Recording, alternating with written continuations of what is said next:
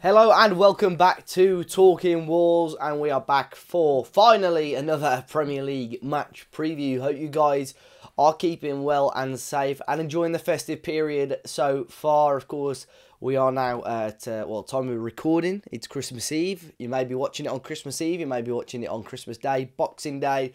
I do wish you guys all the best and appreciate the support on the channel over the last 12 months or so. But today we're going to be looking at Wolves' trip to Goodison Park to take on Everton. The first game back in the Premier League for Wolves after the World Cup break. And of course the first game in charge, the first Premier League game in charge, I should say, for Julen Lopetegui. We'll talk about this a little bit more, but guys, let me know your thoughts ahead of this game against Everton in the comment section down below, and hit that like button and subscribe to the channel if you are new. But of course, Lopetegui did have his first game during the week. Unfortunately, I wasn't there, as some of you guys will know. I was abroad, come back today, which is why I look very tired. But we played Gillingham, and although it was a pretty overall dominant performance, we still probably lacked a little bit of what we would have wanted in terms of going forward in front of goal and so on. And I think Lopetegui would have learnt a lot about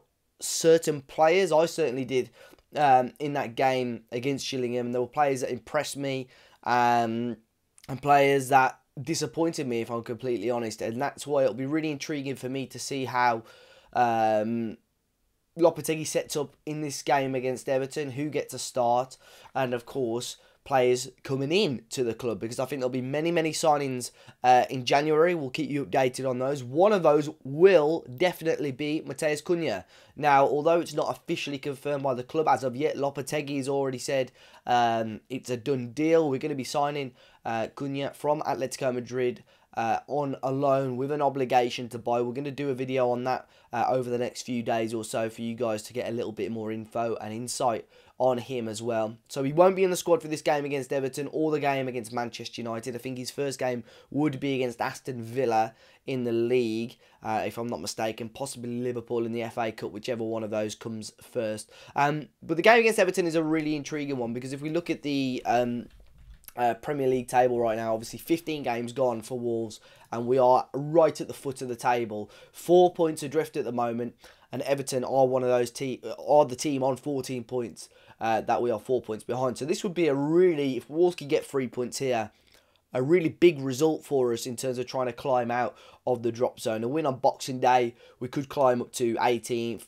and we could go from there. And I think it's really crucial for Lopetegui to try and get it off to a winning start and hopefully give him that little bit of momentum. You know, we've faced off against Manchester United at New Year, who have been a pretty decent outfit under Ten Hag so far, but still so unpredictable. You know, 20 goals conceded, 20 goals scored for Manchester United. You know, you just don't know when they're going to turn up. They've had the whole Cristiano Ronaldo saga. But in terms of Everton, you know, they've struggled as well. Only 3 wins, only 11 goals as well for them so far this season. Dominic Calvert-Lewin obviously been missing.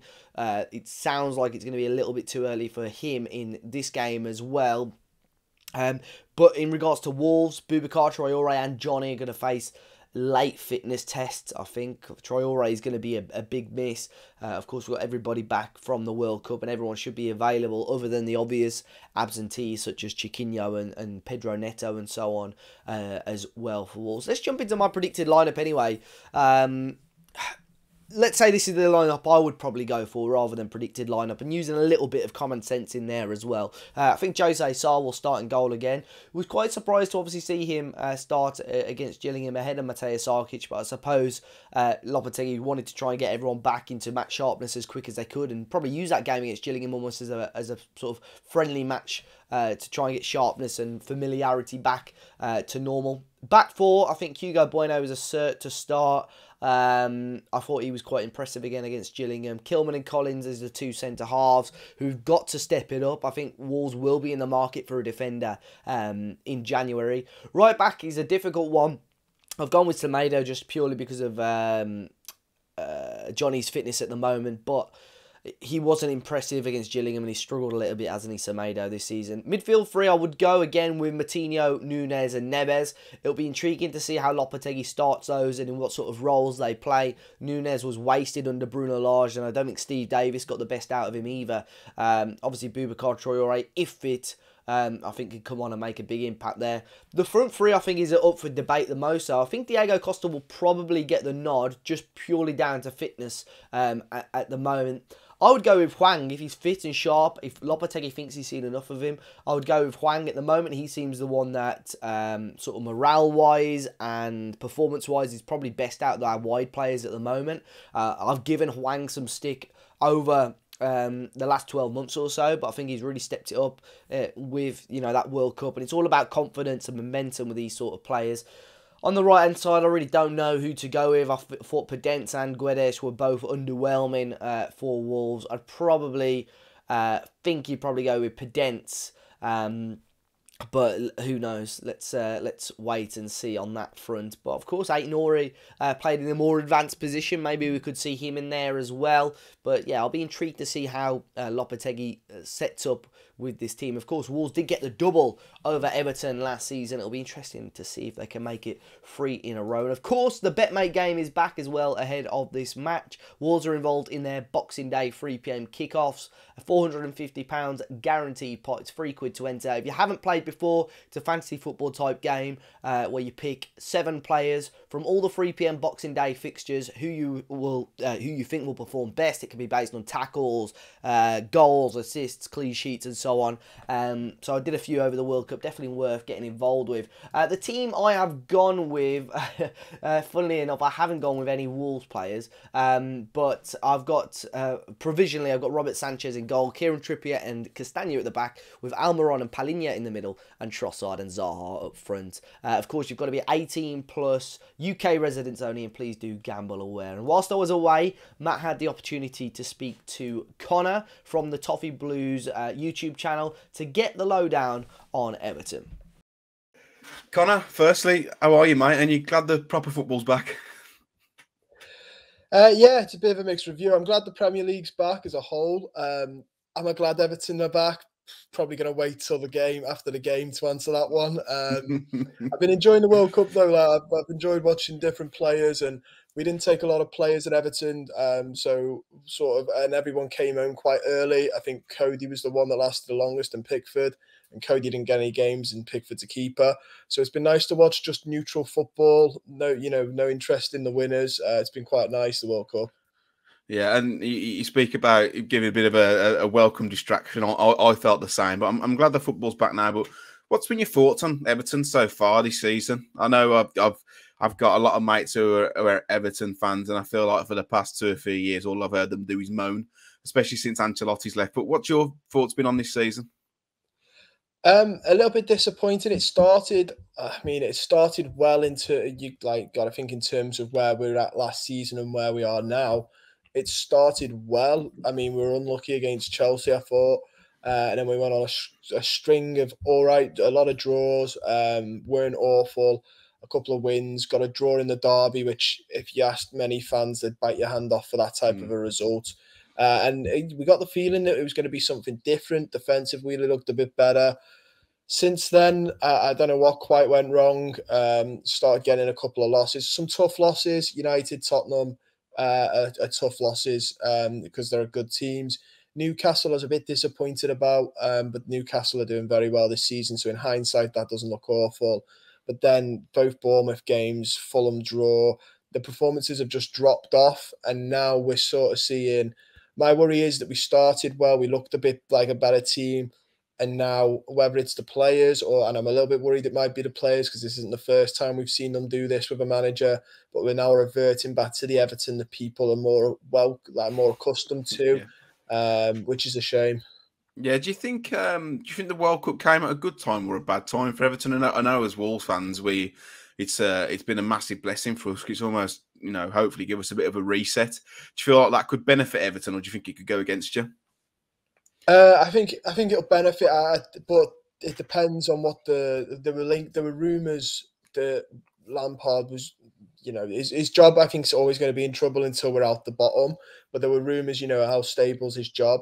I think it's good as long as we stick with him and it turns it right, and he turns it round, because he's had 6 weeks now to sit with the squad. Like I said before, only about 4 of our players actually went, so it's not an excuse of your players were at the World Cup, because a lot of them stayed in house.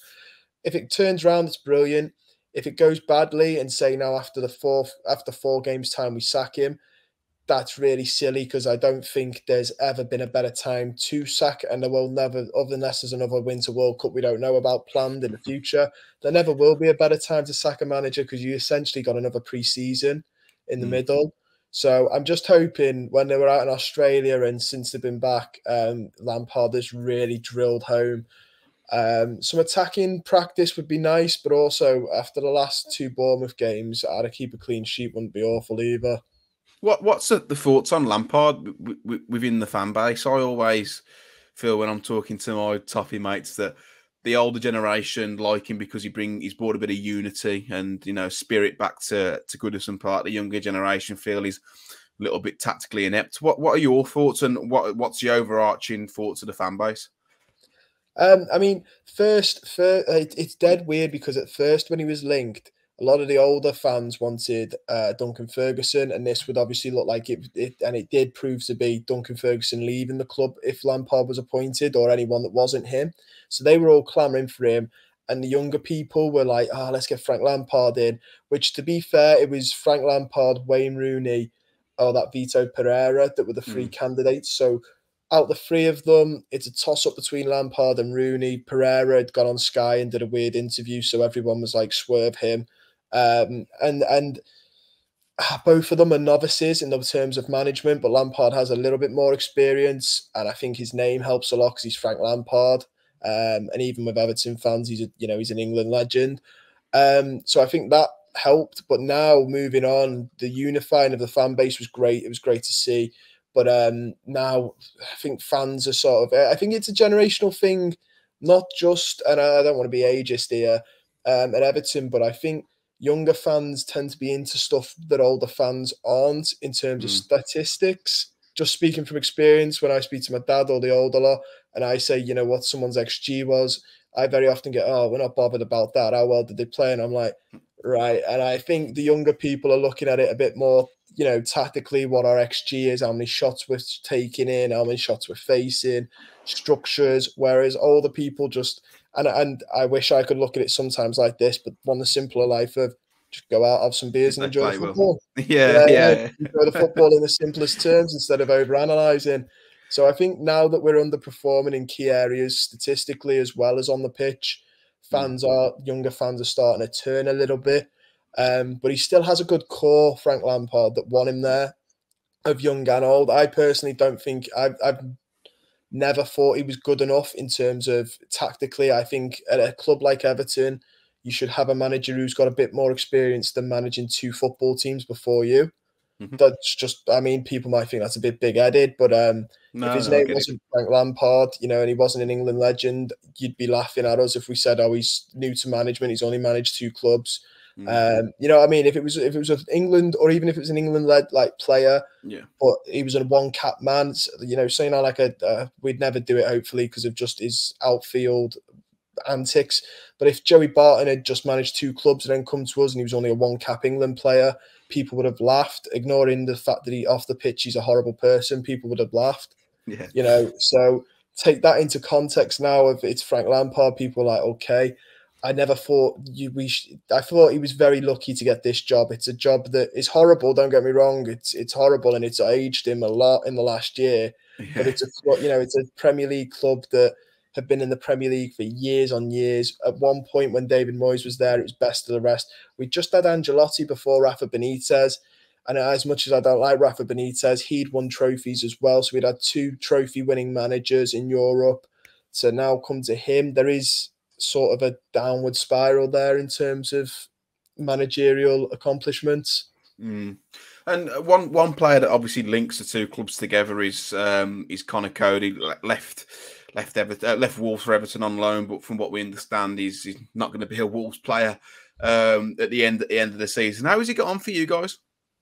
Uh, Quite well. I mean, as well as like I said, as well as you can see watching where we are. But he actually has done really well. Him and Tarkowski have managed to gel well together, and dare I say it, they are Yerry Mina's our other, maybe I'd say one that contends for best centre backs at the club. But He's Yerry never Mina, fit. yeah, he's got fibre, he's got Weetabix legs, he can never stay fit. So I do feel really sorry for him because he's a great player, but you can't bank on him. But Cody's done really well. I'm impressed with. Obviously, he's got his weaknesses. He's not the fastest lad in the world, but he reads the game well. And he reads the game sometimes well enough that I think you can ignore the fact he's not blistering with pace. And I think he accompanies Tarkowski well because Tarkowski's a big, just brute, and Cody's a little bit smaller than him, and dare I say it, even a little bit more mobile than him. But I think Bloody hell. yeah, I know, it says a lot. It says a lot. But when you look at Tarkowski, who's just an He's a absolute unit, yeah. throwback of a centre back because he's just a huge fella. But I think they accompany well, and I think Cody's done quite well. To be fair, if he stayed past this season, I wouldn't be disappointed with it. I'd be quite happy.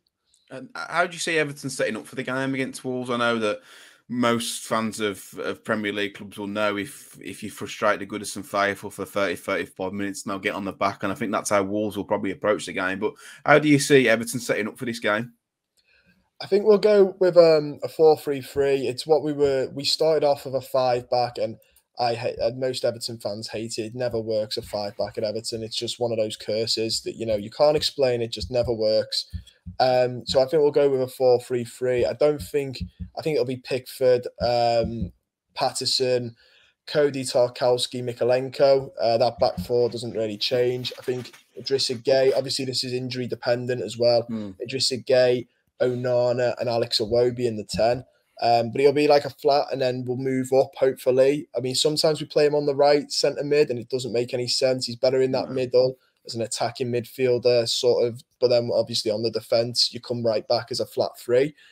And then I think he'll be linked with, I'm going to say it'll be Damari Gray and Anthony Gordon. I'd like it to be Dwight McNeil because I think he's a good player. He's not really got a proper chance. But I think it'll be Gordon and Gray. And then Neil Moipai, because I'm pretty sure last time I heard Dominic Calvert-Lewin has still got a knock, which is another thing that's hindering us massively. Him and Yerry Mina have the same sort of build, unfortunately. Perennial knock, yeah. Is there anyone from Wolves that worries you? Adama Traore for one. I mean, I'm going to say this now. I think he lacks an end product awfully, and I don't rate him as much, but his pace and his power, I think he's going to absolutely body some of our players going forward. Obviously, Ruben Neves has just got the potential to hit an absolute worldie out of nowhere. That's something you've got to be careful of. You can't give him space on the edge of the box, which is something we're very, very capable of doing. We're happy to sit there and let you have a pop. And unfortunately, Ruben Neves isn't the type of player to have that attitude with. But I think those two are going to have a lot of fun. I'd say, I don't rate you. Unfortunately, I don't rate you forwards at the minute. Jimenez, I don't think's ever been quite the same. No, he hasn't. Huang, I'm not too sure. I don't know if I'm sold on Huang. He started really well at Wolves and then he fell off a cliff, but he went to obviously the World Cup and did really well with South Korea, and he's come back and he's probably looked at best player in pre-season or one of, so hopefully that's galvanised him. But I mate, you echo most Wolves fans' thoughts that our forward line is pretty shambolic at the minute. But if I could push you for a prediction, mate, what do you think the score is going to be? I've got a feeling it's going to be a low-scoring affair. I'm not going to lie. KG. I think it's going to be. Do you know what? I think it's going to be. I nearly said 1-0 to you. I think it's going to be 1-1. I think it's going to be 1-1. But I nearly said 1-0 to you because it's just a Boxing Day fixture. Wolves at Goodison's not the greatest memories for us. I've got this horrible feeling it's going to be a banana slip for us. And you've got the new manager bounce. It's the first professional game since he's come in as well. Yeah. I'm a believer in the superstition. A new manager bounces, it's up there. So, yeah. I believe the new manager bounces until I saw us in the Carabao Cup against Gillingham and I've realised it's not a thing. But Connor, I would say all the best for Monday, but I don't mean it. So I'll wish you a Merry Christmas and a Happy New Year. But Connor, where can people find you should they wish to follow you? If you wish to follow us, we're at the Toffee Blues on Twitter and on YouTube as well. We're at Everton Newsfeed on Twitter, but if you type in the Toffee Blues, you'll come around us as well. And you can check us out there. Yeah, that's it. And also Merry Christmas to you, mate, and a Happy New Year. Again, I don't want to say have a great game because I don't want you to have a great game. But no, of course. Well, let the best team win. I don't think there is going to be a best team, but let's see how it pans out, mate. So big thanks to Connor and the guys over at the Toffee Blues. I'll be sure to leave a link to those to their channel in the description down below, and a big thanks to Matt for sorting that one out as well. But do let me know your thoughts, guys, and score predictions in the comment section down below. It's great to have Premier League football back. I'm really hoping Wolves and Lopetegui can kick off this sort of second half of the season with a win and try and get us out of this, in this bottom three relegation battle. This is not where Wolves want to be. And I think Fosun obviously made their intentions clear that they don't want to be here either, especially sanctioning deals such as the Matheus Cunha deal. Of course, I'll bring you guys more on that this week. Please do enjoy your Christmas, guys. If you're old enough, enjoy a few drinks. Have a lovely Christmas dinner if that's what you're into. And enjoy it with your friends and family, guys. Until next time, fingers crossed Wolves get the 3 points. I'll be back with a reaction. We'll be back with the Fans React on Boxing Day as well. And I'll see you all very, very soon.